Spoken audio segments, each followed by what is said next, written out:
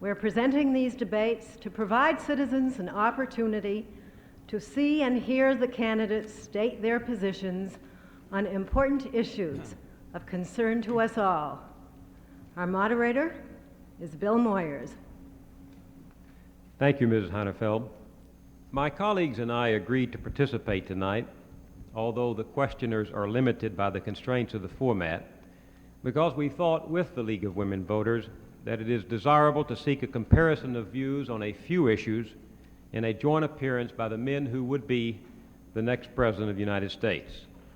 Former Governor Ronald Reagan, the Republican Party candidate, and Congressman John Anderson, who is running as an independent, accepted the League of Women Voters' invitation to be here. President Carter declined. Mr. Reagan and Mr. Anderson will respond with their views on certain issues posed by questions from my colleagues. Carol Loomis of Fortune magazine, Daniel Greenberg, a syndicated columnist, Charles Cordry of the Baltimore Sun, Lee May of the Los Angeles Times, Jane Bryant Quinn of Newsweek, and Soma Golden of the New York Times. None of the questions has been submitted in advance to either the League of Women Voters or to the candidates or to their representatives. Gentlemen, thank you both for coming. The ground rules you agreed upon with the League are brief. Each panelist will ask a single question. You will have 2.5 minutes in which to respond. After you've stated your positions in those 2.5 minutes, each of you will have 1 minute and 15 seconds for response. At the close of the debate, each of you will have 3 minutes for closing remarks. We ask the Convention Center audience to abide by one simple ground rule. Please do not applaud or express approval or disapproval during the debate. You may do that on November 4th. Having won the toss of the coin, Mr. Anderson will respond to the first question from Carol Loomis. Mr. Anderson, opinion polls show that the American public sees inflation as the country's #1 economic problem. Yet as individuals, they oppose cures that hurt them personally. Elected officials have played along by promising to cure inflation while backing away from tough programs that might hurt one special interest group or another, and by actually adding inflationary elements to the system, such as indexing. They have gone for what is politically popular rather than for what might work and amount to leadership. My question, and please be specific, is what politically unpopular measures are you willing to endorse, push, and stay with that might provide real progress in reducing inflation? Well, Ms. Loomis, I think it's very appropriate that the first question in this first debate of Campaign 80 should relate to the economy of the country. Because it seems to me that the people who are watching us tonight, 221 million Americans, are truly concerned about the poor rate of performance of the American economy over the last 4 years. Now, Governor Reagan is not responsible for what has happened over the last 4 years, nor am I. The man who should be here tonight to respond to those charges chose not to attend. But I want to answer as specifically as I can the question that you have just put to me. And let me tell you that I, first of all, oppose an election year tax cut.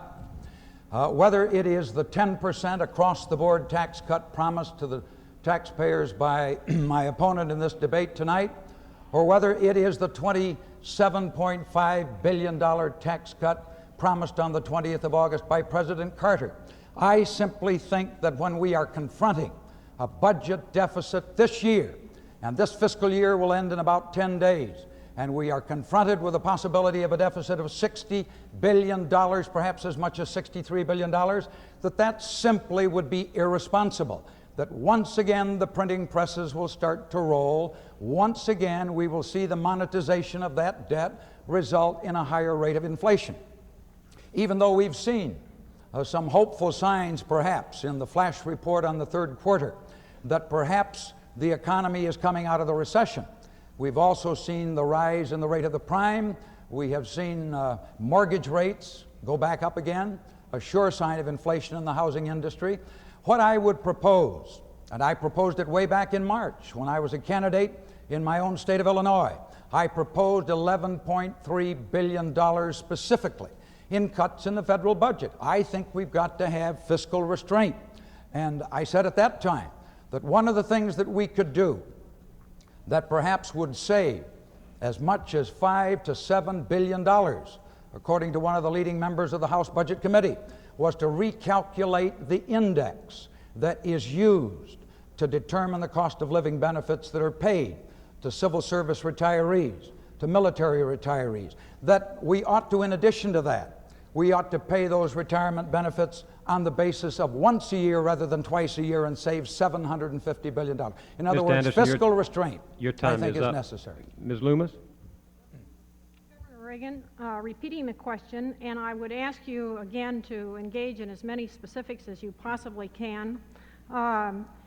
What politically unpopular measures are you willing to endorse, push, and stay with that might provide real progress in reducing inflation? I believe that the only unpopular measures actually that could be or would be applied would be unpopular with government and with those perhaps some special interest groups who are tied closely to government.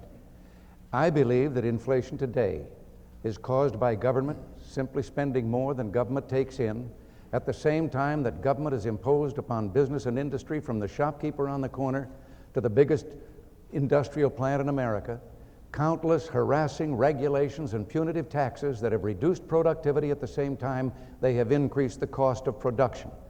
And when you are reducing productivity at the same time that you are turning out printing press money in excessive amounts, you're causing inflation.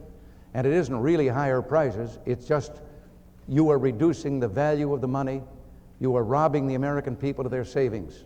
And so the plan that I have proposed, and contrary to what John says, my plan is for a phased-in tax cut over a 3-year period, tax increase in depreciation allowances for business and industry to give them the capital to refurbish plant and equipment, research and development, improved technology, all of which we see our foreign competitors having, and we have the greatest percentage of outmoded industrial plant and equipment of any of the industrial nations.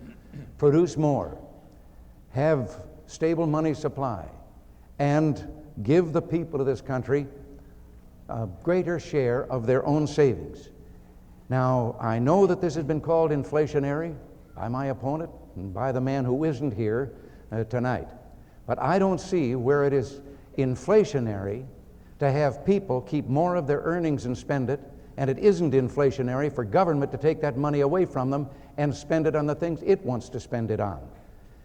I believe we need incentive for the individual and for business and industry, and I believe the plan that I have submitted with detailed backing and which has been approved by a number of our leading economists in the country is based on projections, conservative projections out for the next 5 years, that indicates that this plan would, by 1983, result in a balanced budget. We have to remember, when we talk a tax cut, we're only talking about reducing a tax increase, because this administration has left us with a built-in tax increase that will amount to $86 billion next year. Your time is up. And $500 billion over the next 5. Mr. Anderson? Mr. Moyer, in addition to saying that this is no time for a tax cut in view of the incipient signs of renewed inflation, in addition to calling for restraint in federal spending, 15 months ago I also suggested we ought to have an emergency excise tax on gasoline. I say that because I think this year we will send $90 billion out of this country to pay for imported oil, even though those imports have been reduced. And since I first made that proposal 15 months ago, the price of gasoline, which was then 80 cents, has gone up to about $1.30. In other words, we've had a huge increase of about 50 cents a gallon since that time, and all of that increase has gone out of this country, or much of it, into the pockets of OPEC oil producers. Whereas I have proposed we ought to put that tax on here at home, reduce our consumption of that imported oil, recycle those proceeds then back into the pockets of the American workers by reducing their tax payments, their Social Security tax payments, by 50%. That, I think, in addition, would be an anti-inflationary measure that would strengthen the economy of this country. Mr. Reagan? Well, I cannot see where a 50-cent a gallon tax applied to gasoline would have changed the price of gasoline. It would still have gone up as much as it has, and the 50 cents would be added on top of that. And it would be a tax paid by the consumers, and then we're asked to believe that some way they would get this back to the consumers. Well, why? Why take it in the first place if you're going to give it back? Why not leave it with them? And John spoke about 15 years ago in the position that or 15 months ago and what he believed in. 15 months ago, he was a co-signer and advocating the very tax cut that I am proposing, and said that that would be a forward step in fighting inflation and that it would be beneficial to the working people of this country. The next question goes to Mr. Reagan from Daniel Greenberg. Well, gentlemen, what I'd like to say first is I think the panel and the audience would appreciate responsiveness to the questions rather than repetitions of your campaign addresses.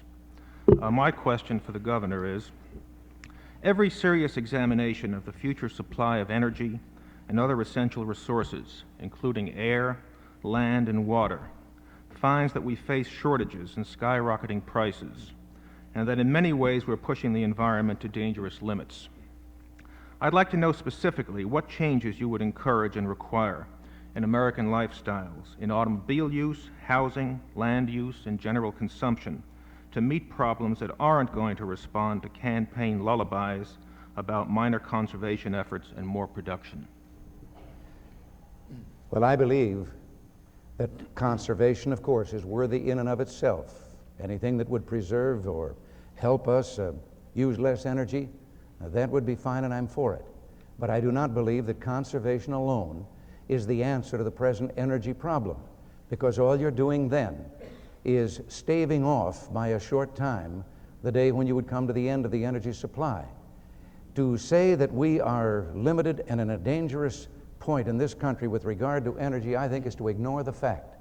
The fact is that in today's oil wells, there is more oil still there than we have so far taken out and used. But it would require what is known as secondary or tertiary efforts to bring it out of the ground. And this is known oil reserves, known supplies. There are hundreds of millions of acres of land that have been taken out of circulation by the government, for whatever reason they have, that is believed by the most knowledgeable oil geologists to contain probably more oil and natural gas than we have used so far since we drilled that first well 121 years ago. We have a coal supply that is equal to 50% of the world's coal supply, good for centuries in this country. I grant you that prices may go up because as you go further and have to go deeper, you are adding to the cost of production. We have nuclear power, which I believe with the most stringent of safety requirements could meet our energy needs for the next couple of decades while we go forward exploring the areas of solar power and other forms of energy that might be renewable and that would not be exhaustible. All of these things can be done when you stop and think that we are only drilling on 2%, at least only 2% of the possibility for oil of the whole continental shelf around the United States. When you stop to think that the government has taken over 100 million acres of land out of circulation in Alaska alone that is believed by geologists to contain much in the line of minerals and energy sources, then I think it is the government, and the government with its own restrictions and regulations, that is creating the energy crisis, that we are indeed an energy-rich nation. I would like to say at this point that the candidates requested the same questions to be repeated for the sake of precision on the part of the interrogator. So, Mr. Greenberg, you may address Mr. Anderson. Mr. Anderson, I'd like to know specifically what changes you would encourage and require in American lifestyles, in automobile use, housing, land use, and consumption to meet problems that aren't going to respond to campaign lullabies about minor conservation efforts and more production. Well, Mr. Greenberg, I simply cannot allow to go on past the statements that have just been made by Mr. Reagan, who once again has demonstrated, I think, a total misunderstanding of the energy crisis that confronts not only this country but the world, when he suggests that we have 27 years supply of natural gas, 47 years supply of oil, and all the rest, and that we really, all we have to do is to get the government off the back of the oil industry, and that's going to be enough. I agree with what I think is the major premise of your question, sir, that we are going to have to create a new conservation ethic in the minds of the American people. And that's simply why I proposed 15 months ago the emergency excise tax on gasoline that I did. I did it as a security measure, to be sure, because I would rather see us reduce the consumption of imported oil than have to send American boys to fight in the Persian Gulf. But at the same time, I think it's going to take a dramatic measure of that kind to convince the American people that we will have to reduce the use of the private automobile. We simply cannot have people sitting one behind the wheel of a car in these long traffic jams going in and out of our great cities. We are going to have to resort to van pooling, to carpooling. We're going to have to develop better community transportation systems so that with buses and light rail, we can replace the private automobile in those places where it clearly is not energy efficient.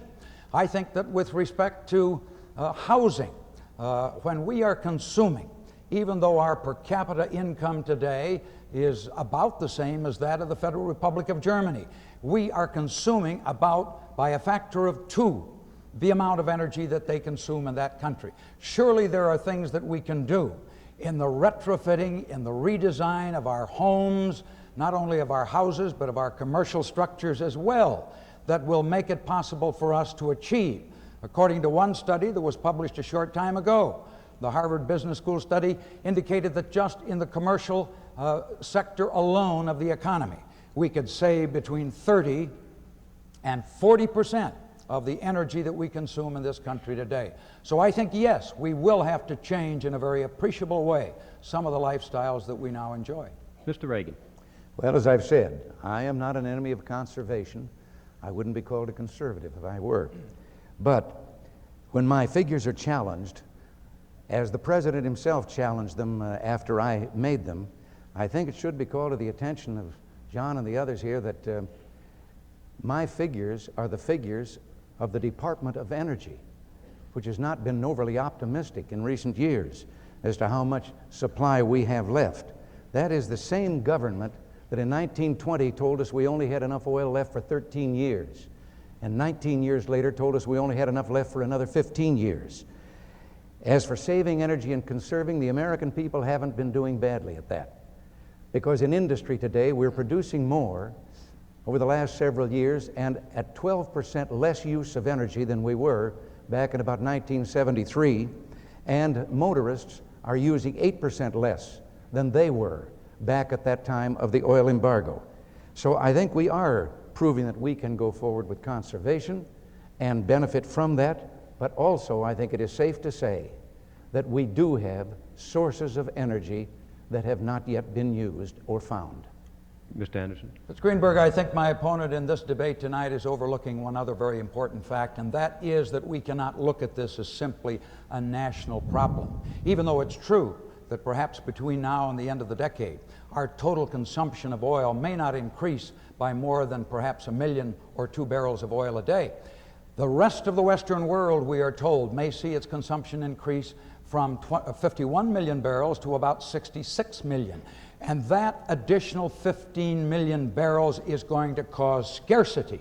It is going to cause scarcity in world markets because there are at least 5 reputable studies, one even by the American Petroleum Institute itself, that I think clearly indicates that somewhere along around the end of the present decade, total world demand for oil is simply going to exceed total available supplies. I think that conservation, I think that a change in lifestyles is necessary, and we had better begin to plan for that now rather than later. This question goes to you, Mr. Anderson, from Charles Cordry. Mr. Anderson, you and Mr. Reagan both speak for better defense, for stronger defense, and for programs that would mean spending more money. You do not, either of you, however, come to grips with the fundamental problem of manning the forces, of who shall serve and how the burden will be distributed. This will surely be a critical issue in the next presidential term. You both oppose the draft. The questions are, how would you fill the understrength combat forces with numbers and quality without reviving conscription? And will you commit yourself here tonight, should you become the Commander-in-Chief, to propose a draft, however unpopular, if it becomes clear that voluntary means are not working?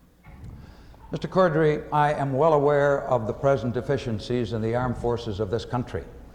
When you have a report, as we did recently, that 6 out of 10 CONUS divisions in this country, continental United States Army divisions, simply could not pass a readiness test, that 2 out of 3 divisions that were to be allocated to the so-called rapid deployment force could not meet a readiness test, and in most cases, that failure to meet the test was because of a lack of manning requirements, an inability to fill many of the slots in those divisions.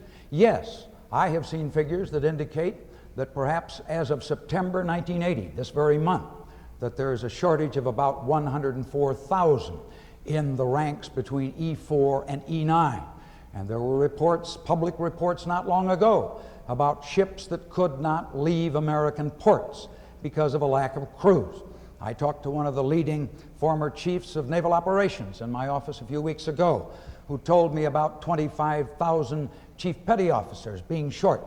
But I think that that is clearly related to the fact that going back to the time when the all-volunteer Army was created in 1973, and I worked hard for it and supported it, we simply have failed to keep pace with the cost of living. And today, on the average serviceman is at least 15%, and I happen to think that's a very modest estimate, 15% below what has happened to the cost of living over that period of time. And as a result, the families of some of our young servicemen are on food stamps today, and I think that's shocking. It's shameful. So yes, I told the American Legion National Convention, the VFW National Convention, when I spoke to each of those bodies, I outlined a very specific program of increasing pay and allowances, re-enlistment bonuses. That only makes sense. But I would leave you with this thought, sir, to be quite specific in my answer to your question, that of course, to protect the vital interests of this country, if that became impossible, if I could not, despite the very best efforts that I asked the Congress to put forward to raise those pay and incentives and allowances, of course I would not leave this country go undefended. Mr. Cordray. Mr. Reagan, I will just repeat the 2 questions. How would you fill the understrength combat forces with numbers and with quality without reviving conscription? And will you commit yourself here tonight, should you become the Commander-in-Chief, to propose a draft, however unpopular, if it becomes clear that voluntary means are not solving our manpower problems? Mr. Cordray, it's a shame now that there are only 2 of us here debating, because the 2 that are here are in more agreement than disagreement on this particular issue, and the only one who would be disagreeing with us is the President if he were present. I too believe in the voluntary military. As a matter of fact, today the shortages in non-commissioned officers that John mentioned are such that if we tried to have a draft today, we wouldn't have the non-commissioned officers to train the draftees. Now, I believe the answer lies in just recognizing human nature and how we make everything else work in this country when we want it to work. Recognize that we have a voluntary military. We are asking for men and women to join the military as a career, and we're asking them to deal with the most sophisticated of equipment. And a young man is out there on a billion-dollar carrier in charge of the maintenance of a $25 million aircraft, working 100 hours a week at times, and he's earning less for himself and his family while he's away from his family than he could earn if he were in one of the most menial jobs, working 40 hours a week here at home.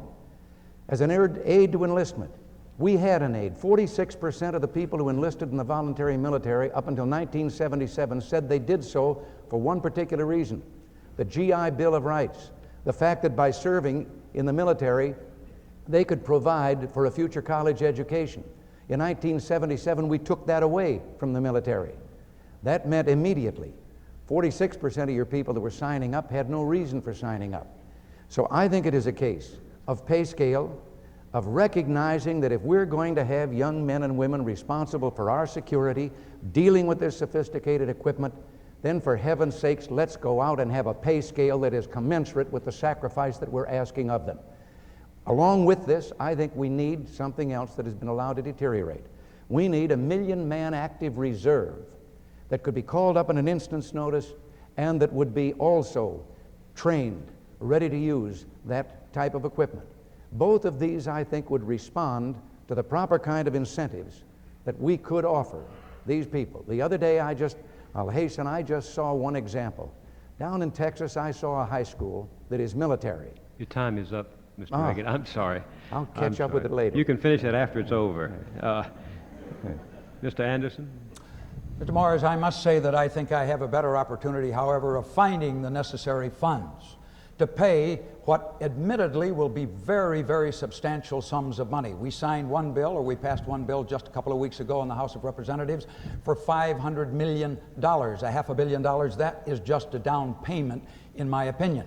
But unlike Governor Reagan, I do not support a boondoggle like the MX missile. I've just gotten a report from the Air Force that indicates that the 30-year life cycle cost of that system is going to be $100 billion. The initial cost is about $54 billion, and then when you add in the additional costs, not only the construction of the system, the missiles and the personnel and so on, when you add in the additional costs over the life cycle of that system, over $100 billion. I would propose to save the taxpayers of this country from that kind of costly boondoggle. Mr. Reagan? Well, let me just say that with regard to that same missile system, I happen to support and believe in the missile itself, but that's not the $54 billion cost that John is talking about. He's talking about that fantastic plan of the administration to take thousands and thousands of square miles out in the western states, and first he was going to dig a racetrack and have it going around on the racetrack so it would meet the requirements of SALT II treaty, and now he's decided it'll have a straight up and down thing so it can be both verifiable and yet hideable from the Soviet Union. We need the missile, I think, because we are so out of balance strategically that we lack a deterrent to a possible first assault. But I am not in favor of the plan that is so costly. And therefore, if I only had another second left, I'd say that that high school class in a military training, 40 of its 80 graduates last year entered the United States Service Academies, West Point, Annapolis, and the Air Force Academy. And to see those young men made me very proud, and to realize that there are young people in this country that are prepared to go into that kind of a career in service of their country. This question comes to you, Mr. Reagan, from my colleague Lee May. Mr. Reagan, the military is not the only area in crisis. American cities are physically wearing out as housing, streets, sewers, and budgets all fall apart. And all of this is piled upon the emotional strain that comes from refugees and racial confrontations. Now, I'm wondering, what specific plans do you have for federal involvement in saving our cities from these physical and emotional crises?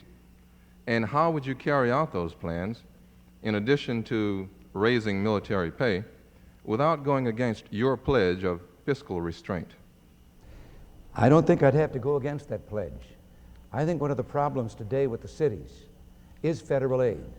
The mayors that I've talked to in some of our leading cities tell me that the federal grants that come for a specific cause or a specific objective come with such red tape, such priorities established by a bureaucracy in Washington, that the local government's hands are tied with regard to using that money as they feel it could best be used and for what they think might be the top priority.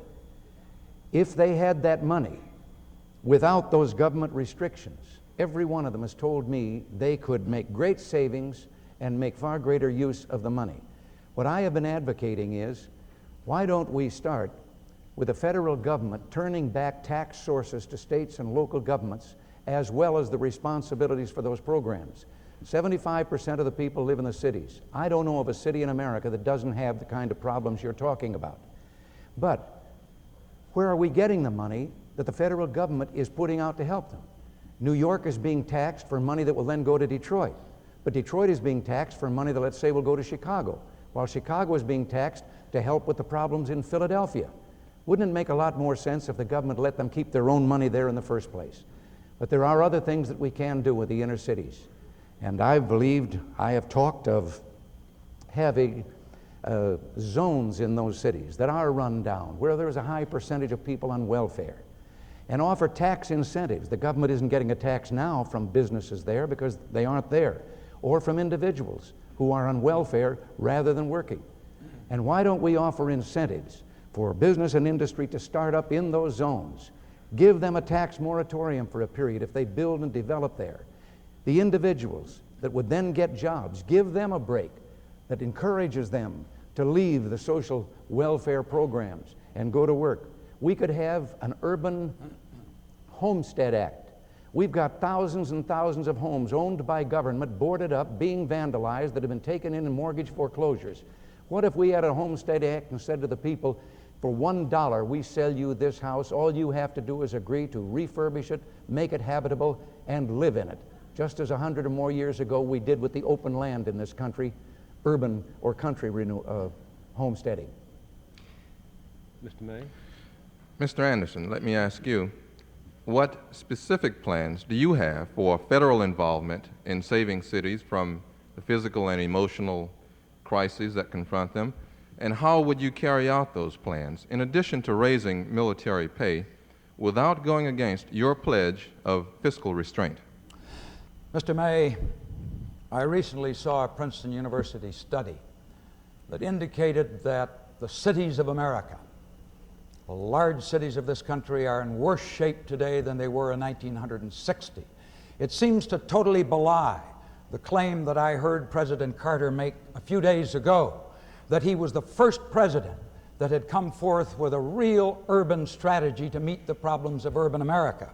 Incidentally, just this past week, the crown jewel in that program that he had devised was stolen, I guess, because a conference committee turned down the ambitious plan that he had to increase the amount of money that would be available to the Economic Development Administration for loan guarantees and direct loans and credits. I'm happy to say that in contrast to that, the Anderson-Lucy Platform for America, program for the 80s, has devoted considerable time and in very specific detail. We have talked about two things that ought to be done to aid urban America. We call, first of all, for the creation of a $4 billion urban reinvestment trust fund to do exactly what you spoke about in your question, to rebuild the streets, to rebuild the cities, the leaking water mains. I was in North Pittsburgh, I think it was a few weeks ago on my campaign. The water mains in that city had begun to leak, and literally there wasn't money available to fix them. And until we can begin to recreate the basic infrastructure of the great cities of America, particularly in the upper Midwest and in the Northeast, they simply are not going to provide the kind of economic climate that will enable them to retain industry, enable them to retain the kind of solid industrial base that they need so that they can provide jobs. We have also provided in our program for a $4 billion community trust fund, and we've told you where the money is coming from. It's going to come from the dedication by 1984 of the excise revenues that today are being collected by the federal government on alcohol and tobacco. That money, I think, ought to be put into rebuilding the base of our cities. In addition to that, jobs programs to re-employ the youth in our cities would be very high on my priority list, both the Youth Opportunities Act of 1980 and a $1 billion program that I would recommend to put youth to work in energy projects, in conservation projects, in projects that would carry out some of the great national goals of our country. Mr. Reagan, your response? Yes, John claims that he is making plain where the money will come from. It will come from the pockets of the people. It will come from the pockets of the people who are living in those very areas. And the problem is, with governments, federal, state, and local, taking 44 cents out of every dollar earned, that the federal government has preempted too many of the tax sources. And if the cities, if Pittsburgh does not have the money to fix the leaking water mains, it's because the federal government is preempted. Now, the federal government is going to turn around and say, oh, you have this problem, we will now hand you the money to do it. But the federal government doesn't make money. It just takes it from the people. And in my view, this is not the answer to the problem. Stand in the South Bronx as I did in the spot where Jimmy Carter made his promise that he was going to, with multi-billion-dollar programs, refurbish that area that looks like bombed-out London in World War II. I stood there and I met the people and I heard them ask just for something that would give them hope. And I believe that, well, all of the promises have been broken. They've never been carried out. But I believe that my plan might offer an opportunity for that if we would move into those areas and encourage with the tax incentives the private sector to develop and to create the jobs for the people. Mr. Anderson? Well, of course, where has the private sector been, Governor Reagan, during the years that our cities have been deteriorating? It seems to me that to deny the responsibility of the federal government to do something about our crumbling cities is to deny the opportunity, for one thing, to 55% of the black population of our country that is locked within the inner cities of the metropolitan areas of our country.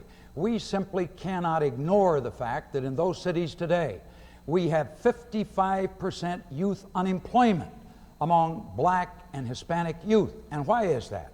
It's because they have lost their industry. And why have they lost their industry? Is because they no longer present the kind of viable economic climate that makes it possible for industry to remain there or to locate there. I think government has a responsibility to find jobs for the youth of this country, and that the place to start is to assist in the very important and necessary task of helping cities rebuild. Jane Bryant Quinn has the next question for you, Mr. Anderson. Mr. Anderson, many voters are very worried that tax cuts, nice as they are, will actually add to inflation. And many eminent conservatives have testified that even business tax cuts, as you have proposed, can be inflationary as long as we have a budget deficit.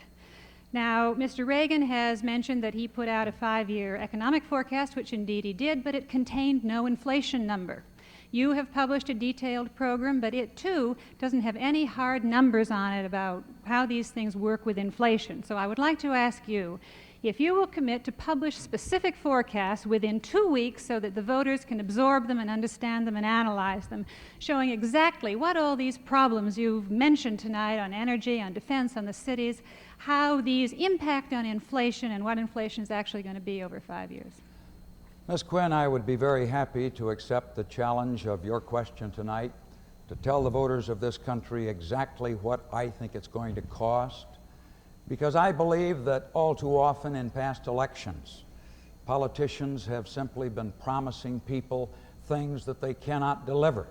When these presidential debates were held just 4 years ago, I remember the incumbent president who was willing to debate, President Ford, telling the American people that they simply ought not to vote for somebody who promised more than they could deliver. Well, we've seen what has happened. We haven't gotten either the economies in government that were promised, we haven't gotten the 4% inflation that we were supposed to get at the end of Mr. Carter's first term. Instead, we had, I think, in the second quarter, a consumer price index registering around 12%. And nobody really knows, with the latest increase in the wholesale price index, that's about 18% on an annualized basis, what it's going to be. Let me say this, I think my programs are far less inflationary than those of Governor Reagan. His own running mate, when he was running for the presidency, said that they would cost 30% inflation inside of 2 years, and he cited his leading economic advisor, a very distinguished economist, Paul McAvoy, as the source of that information. He went so far as to call it voodoo economics. I've been very careful. I have been very careful in saying that what I'm going to do is to bring federal spending under control first. I would like to stand here and promise the American people a tax cut, as Governor Reagan has done, but you know, it's gotten to be about a $122 difference. Somebody worked it out, and they figured out that between the tax cut that Governor Reagan is promising the American people and the tax cut that Jimmy Carter is promising in 1981, his is worth about $122 more. So you, dear voters, are out there on the auction block, and these two candidates are bidding for your votes. and one is going to give you $122 more if you happen to be in that range of about a $20,000 a year income. I'm going to wait until I see that inflation rate is going down before I even begin to phase in the business tax cuts that I've talked about. But I think by improving productivity, they would be far less inflationary than the consumption-oriented tax cut that Governor Reagan is recommending. Ms. Quinn? Mr. Anderson, I'll call you for that forecast. Mr. Reagan, will you publish specific forecasts within 2 weeks so that the voters can have time to analyze and absorb them before the election, showing exactly what all these things you've discussed tonight for energy, cities, and defense mean for inflation over the next 5 years? Ms. Quinn, I don't have to. I've done it.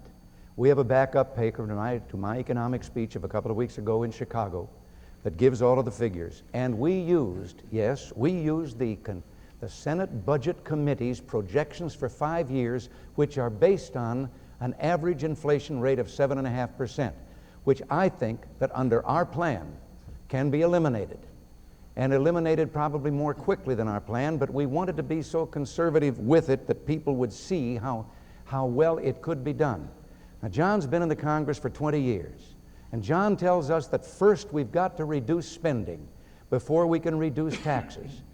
Well, if you've got a kid that's extravagant, you can lecture him all you want to about his extravagance, or you can cut his allowance and achieve the same end much quicker.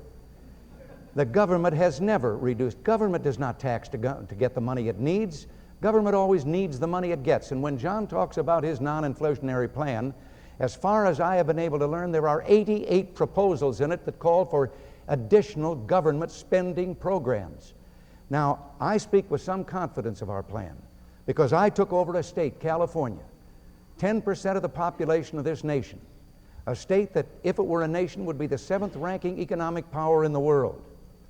And that state, we controlled spending. We cut the rate of increase in spending in half. But at the same time, we gave back to the people of California in tax rebates, tax credits, tax cuts, $5.7 billion. I vetoed 993 measures without having a veto overturned. And among those vetoes, I stopped $16 billion in additional spending. And the funny thing was that California, which is normally above the national average in inflation and unemployment, for those 6 years, for the first time, was below the national average in both inflation and unemployment. We have considered inflation in our figures. We deliberately took figures that we ourselves believed are too conservative. I believe the budget can be balanced by 1982 or 1983, and it is a combination of planned reduction of the tax increase that Carter has built into the economy, and that's what he's counting on for his plan, that he's going to get $500 billion more over the next 5 years that he can use for additional programs or hopefully someplace down the line balancing the budget. We believe that that's too much additional money to take out of the pockets of the people. Mr. Anderson. Mr. Moyers, I'm not here to debate Governor Reagan's record as governor. This is 1980, not 1966. But I do know that despite his pledge to reduce state government spending, that it rose from $4.6 billion when he took office in 1967 to $10.2 billion during his 8 years in office. Spending, in other words, more than doubled, and it rose at a faster rate than spending was rising in the federal government. But on his very optimistic figures about his tax cut producing a balanced budget by 1983, and the fact that he is using, he says, the figures of the Senate Budget Committee, that Senate Budget Committee report does not accommodate all of the Reagan defense plans. It doesn't accommodate the expenditures that he calls for accelerated development and deployment of a new manned strategic bomber, for a permanent fleet in the Indian Ocean, for the restoration of the fleet to 600 ships, to the development and deployment of a dedicated modern aircraft interceptor. In other words, I have seen his program costed out to the point where it would amount to more than $300 million a year just for the military. And I think the figures that he has given are simply not going to stand up. Would you have a comment, Mr. Reagan? Well, some people look up figures and some people make up figures. And John has just made up some very interesting figures. We took the Senate report, of course, but we did factor in our own ideas with regard to increases in the projected military spending that we believe would, over a period of time, do what is necessary.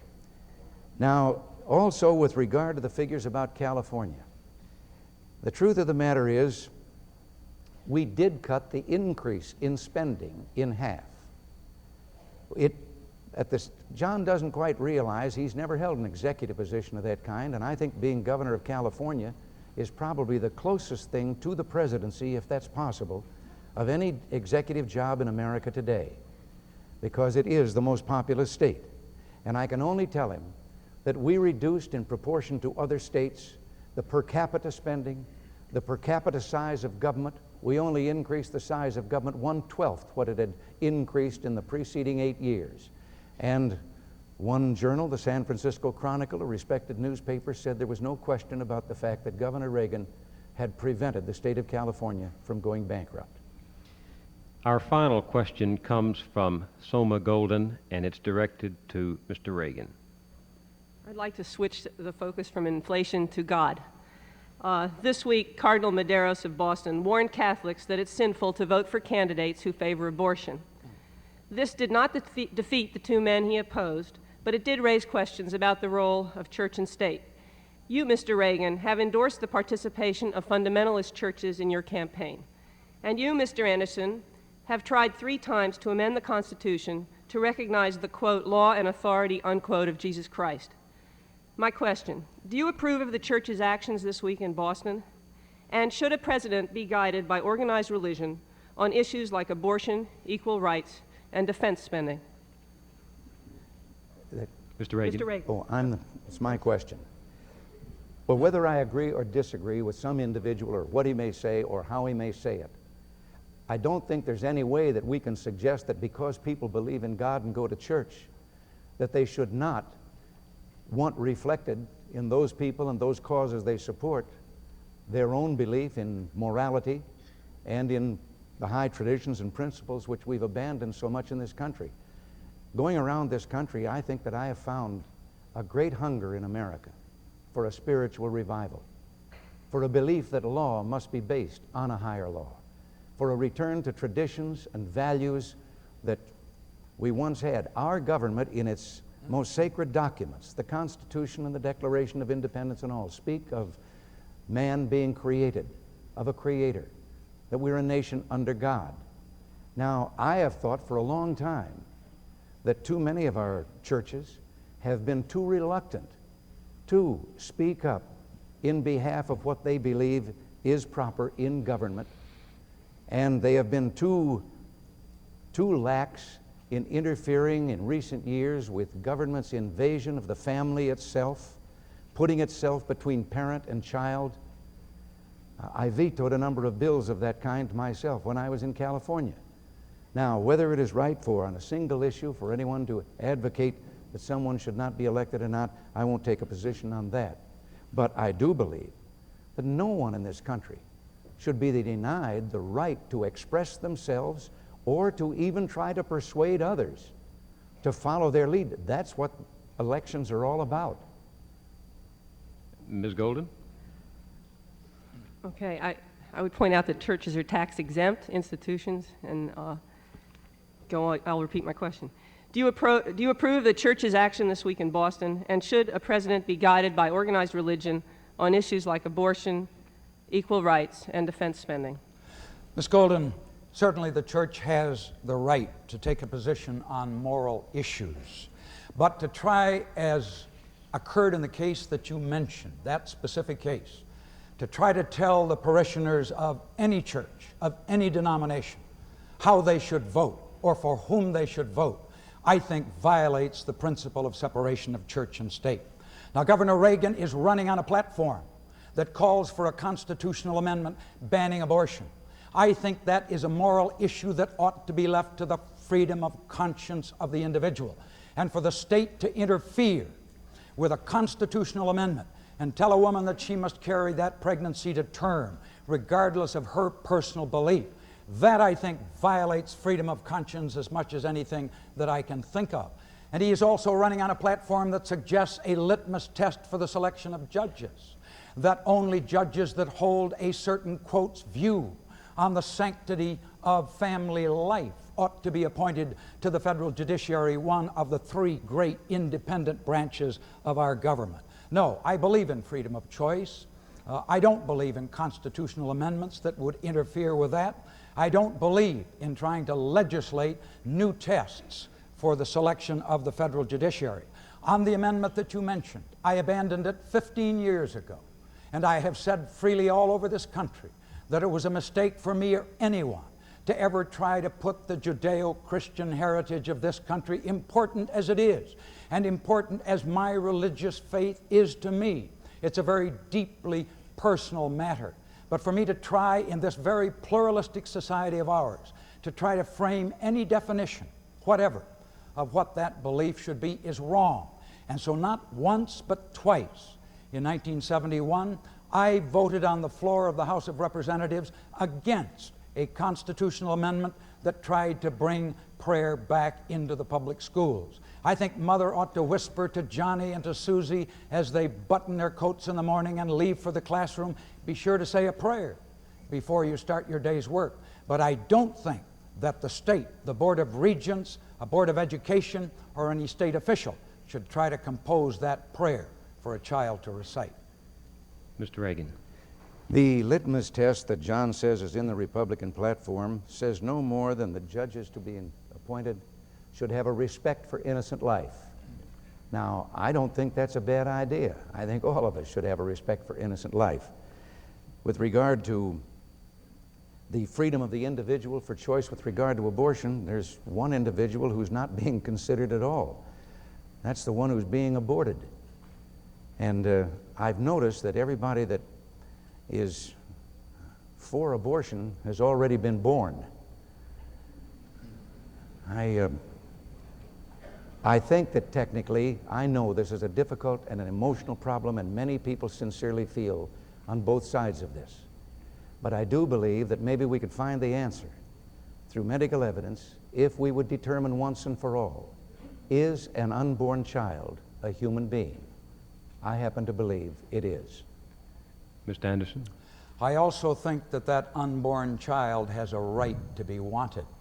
And I also believe, sir, that the most personal, intimate decision that any woman is ever called upon to make is a decision as to whether or not she shall carry a pregnancy to term. And for the state to interfere in that decision, under whatever guise and with whatever rationale, for the state to try to take over in that situation and by edict command what the individual shall do and substitute itself for that individual's conscience, for her right to consult her rabbi, her minister, her priest, her doctor, any other counselor of her choice, I think goes beyond what we want to ever see accomplished in this country if we really believe in the First Amendment, if we really believe in freedom of choice and the right of the individual. Mr. Reagan, you now have 3 minutes for closing remarks. Before beginning my closing remarks here, I would just like to remark a concern that I have that we have criticized the failures of the Carter policy here rather considerably, both of us this evening, and there might be some feeling of unfairness about this because he was not here to respond. But I believe it would have been much more unfair to have had John Anderson denied the right to participate in this debate. And I want to express my appreciation to the League of Women Voters for adopting a course with which I believe the great majority of Americans are in agreement. Now, as to my closing remarks, I've always believed that this land was placed here between the two great oceans by some divine plan. It was placed here to be found by a special kind of people, people who had a special love for freedom and who had the courage to uproot themselves and leave hearth and homeland and come to what in the beginning was the most undeveloped wilderness possible. We came from 100 different corners of the earth. We spoke a multitude of tongues. landed on this eastern shore, and then went out over the mountains and the prairies and the deserts and the far western mountains to the Pacific, building cities and towns and farms and schools and churches.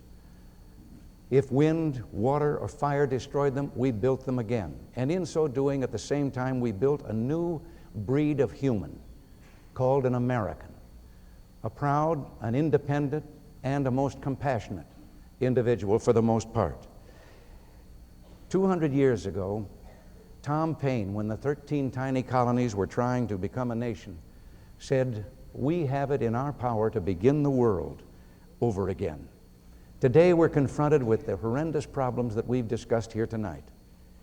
And some people in high positions of leadership tell us that the answer is to retreat, that the best is over, that we must cut back, that we must share in an ever-increasing scarcity, that we must, in the failure to be able to protect our national security as it is today, we must not be provocative to any possible adversary.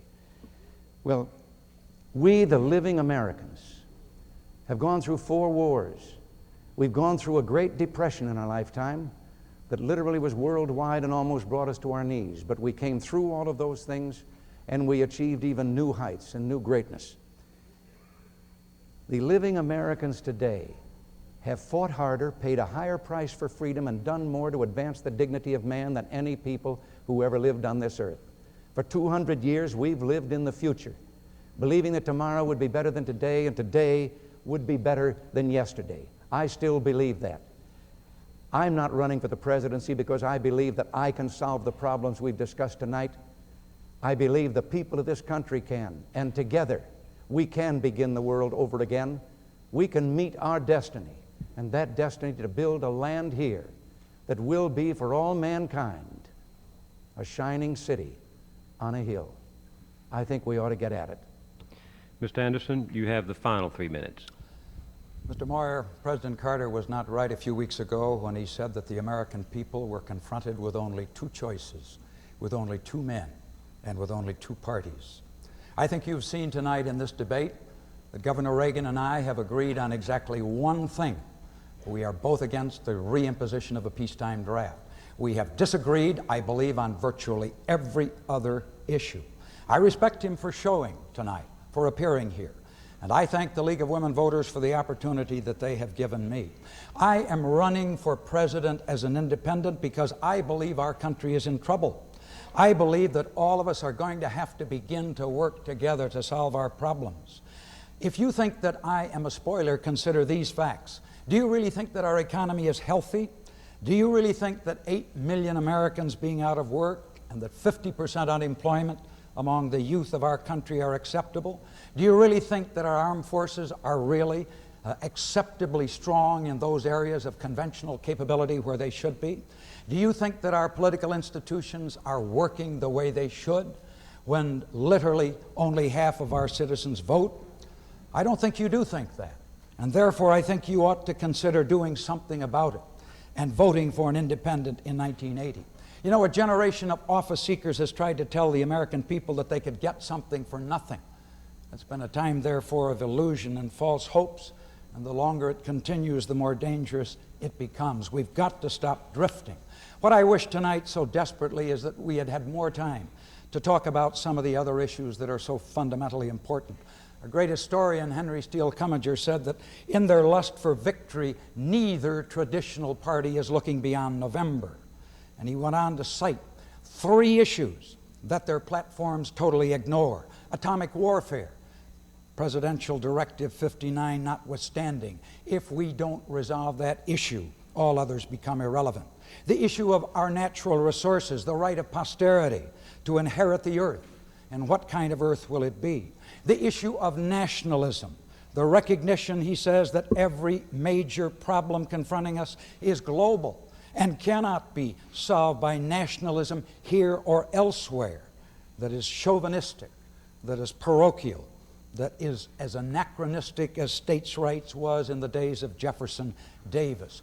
Those are some of the great issues: atomic warfare, the use of our natural resources, and the issue of nationalism that I intend to be talking about in the remaining 6 weeks of this campaign.